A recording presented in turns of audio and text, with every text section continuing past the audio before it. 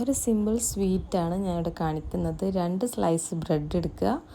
ഒരു പാൻ എടുത്ത് അതിലേക്ക് 1 ടീസ്പൂൺ നെയ്യ് നന്നായിട്ടൊന്ന് മെൽറ്റ് ചെയ്തിട്ട് അതിലൊന്ന് ടോസ്റ്റ് ചെയ്തെടുക്കുക. ബ്രെഡിന് നെയ്യ് എടുക്കുക, അല്ലെങ്കിൽ ബട്ടർ ഉണ്ടെങ്കിൽ ബട്ടർ യൂസ് ചെയ്യാം. എന്നിട്ട് ഇതുപോലെ ഇങ്ങനെ അടുക്കി വെച്ചതിന് ശേഷം അതിലേക്ക് പാലൊഴിച്ച് കൊടുക്കുക.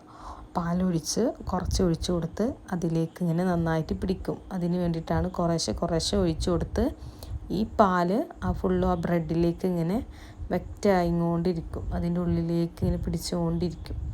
എന്നിട്ട് നന്നായിട്ട് സോഫ്റ്റായി കഴിഞ്ഞാൽ ഈ ബ്രെഡ് നമുക്ക് ഒരു ചെറിയൊരു പ്ലേറ്റിലേക്ക് മാറ്റാം.